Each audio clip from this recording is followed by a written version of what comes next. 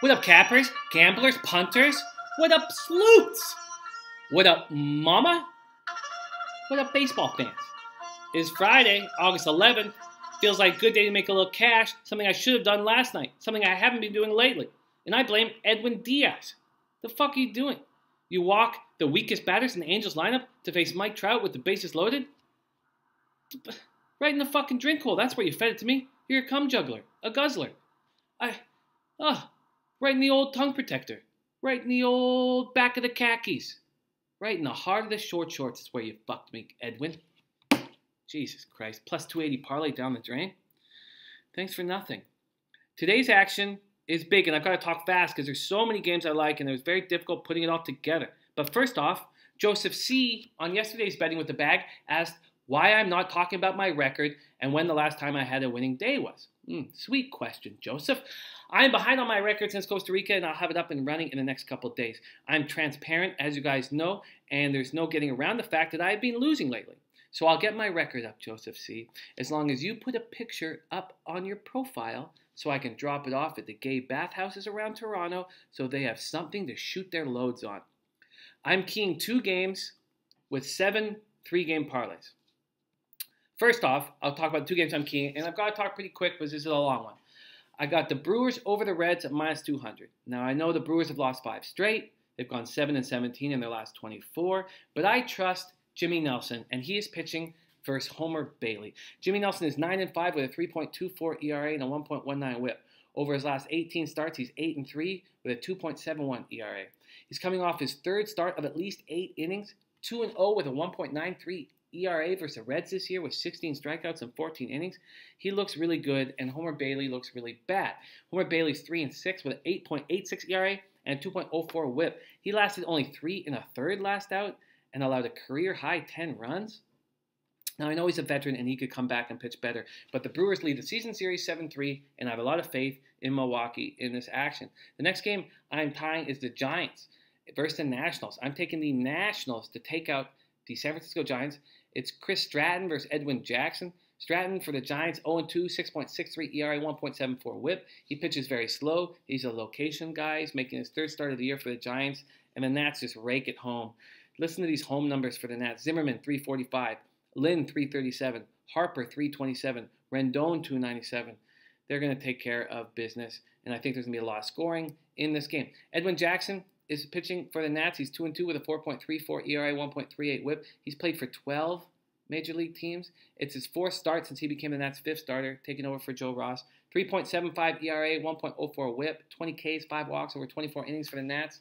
I like him enough against Chris Stratton, so I'm taking the Nats, and one of my parlays is to the over in this game, over 10. Next, so these are all the games I'll be tying it to, including the over. So one game I'll be tying to is the Red Sox over the Yankees. You can, if you're doing this individually, you can get it at plus 126 at Pinnacle. These teams are going in different directions. Sox are on an 8-game winning streak. They've allowed only 8 runs over the last 5 games. Yankees have lost 5 of 7 to start August.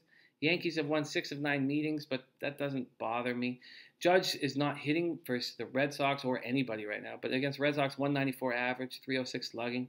It's Eduardo Rodriguez versus Jaime Garcia, lefty versus lefty. Boston kills lefties. They're 6th in the batting average versus lefties at 275, 8th in OPS, 768. Yankees have trouble with lefties. They're 27th at 236 batting average and 22nd in OPS at 706. Eduardo Rodriguez is 4-3 with a 4.08 ERA and a 1.27 WHIP. He's 0-1 with a 5.66 ERA since returning from the DL, but he just had his best outing versus the Royals after coming back from his knee injury. 6 innings, 4 hits, 2 earned runs. He's 4-1 with a 2.66 ERA and 7 career starts versus the Yankees. It's going against Jaime Garcia, who pitches slow and has looked bad since he was first traded to the Twins. And then the Yankees, he's 1-1 with 6.35 ERA since the Braves traded him. Looked bad in his Yankees debut, allowing 5 earned runs and 4 2/3. He's a veteran. I expect him to pitch a little better in this start, but not good enough.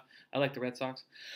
Next game is the Blue Jays over the Pirates. Both teams are under 500 and are somehow in the playoff race. It's Jamison Taillon versus Marcus Stroman. Stroman looks good, man. 10-5, 3.17 ERA, 1.33 WHIP this year. He's allowed 3 earned runs or less in all but one of his previous 8 starts. 2-0 with a 2.50 ERA in his past 5. Has allowed only 1 home runs since the end of June with a 320 slugging percentage. I trust him. I like him. Tyon had an okay start last out, 2 earned runs over 6 1/3, but he had just allowed 17 earned runs in 6 2/3 in his previous 2 starts. He gets a lot of weak contact, and Strosho gets a lot of ground balls. I like the Jays in this matchup. They're playing well. Donaldson's hitting since he took off the face guard. Next game, Twins over Tigers. Twins are a road dog, and it's Kyle Gibson versus Anibal Sanchez. Twins have won 5 straight. These are 2 shitty pitchers going up against each other. I trust Gibson more than I trust Sanchez.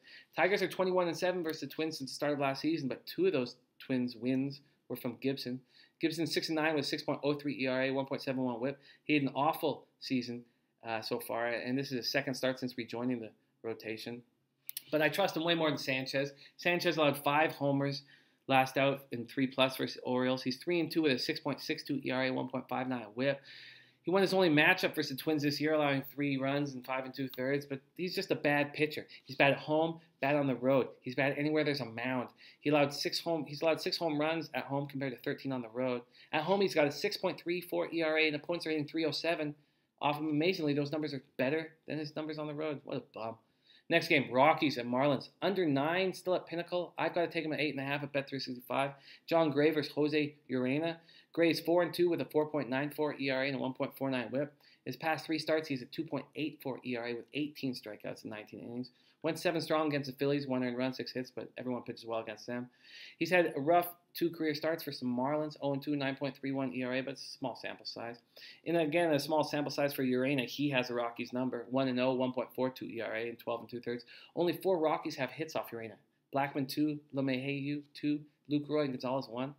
Urena's 10-5 with 3.70 ERA, 1.19 WHIP. He looks really good. He's 3-1 with a 2.88 ERA over his last 4. Held opponents to a 157, 242, 253 slash line. Next game is Orioles at A's. I'm taking the A's. At first, I was going to take the A's to win this game, but then Phil Marino had some really good points in the odds couple live chat box about how weak the A's bullpen is, and the first 5 is a better move, and I agree with him. That's what I'm doing now. I'm doing the A's in the first 5 at -115. It's Ubaldo Jimenez versus Paul Blackburn. Old Ubaldo Jizzman's 5-7, 6.31 ERA, 1.55 WHIP. 1 earned run, 6 hits, and 5 2/3 winning effort last out versus the Tigers. He'll attempt to win back-to-back starts for the first time this year. I'm fading him. I mean, I do every 5 days, but with pleasure this time. I think he's been lucky in his last 3 starts, and the numbers prove it. Opponents have an 86.5 mile-an-hour average exit velocity and a 25% productive contact rate with runners on over his last 3 outings. StatCast estimates opponents should have hit 245 against him based on that contact, as opposed to the 167 mark he actually permitted. He has been lucky.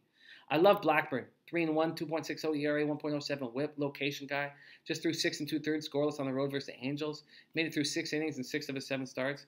He's holding opponents to a 154 average with runners in scoring position, and that drops to 0.91 when there's 2 outs. Impressive. My final game is the Cubs at Diamondbacks under 10. Cubs have won 14-17 since the All-Star break, lost 3 series in a row. Wilson Contreras is out for 2 to 4 weeks with a hamstring injury. Arizona is also looking bad at 14-22 since June 27. It's Lackey versus Taijuan Walker. Lackey's 99 with a 4.81 ERA, 1.33 WHIP. He's 4-0 with a 3.00 ERA since the All-Star break. He's won 4 straight starts for the first time since 2011. He has the Arizona Diamondbacks number 2, 4-0 with 2.76 ERA in 5 career starts.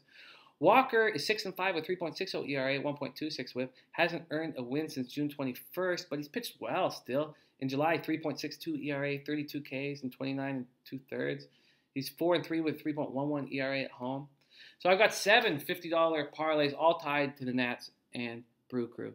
So it's Washington, Milwaukee, Boston at +424. Washington, Milwaukee, Toronto at +314. Washington, Milwaukee, Minnesota at +400. Washington, Milwaukee, Rockies versus Miami under 8.5 at +365. Washington, Milwaukee, A's first 5 at +345. Washington, Milwaukee, Chicago versus Arizona under 10 at +376.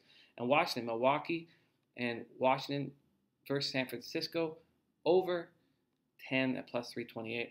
I will tweet those numbers out as well so that they're out there and they're live and they're around. So let me know what you're up to today, man. Hit me at Jimmy the Bag on Twitter. And other than that, the Beat the Bag competition is coming soon. Preseason football's on. But other than that, let's get that cash, man. Edwin Diaz, go fuck yourself. Same with you, Joseph C. And let's get that cash, man. I need to get some fucking wins, man. August has been tough on me, and July was tough on me. I'll get those numbers out for you guys shortly. Good luck out there, man. Make that cash, and thanks for watching. Thanks for the support, man. Much love.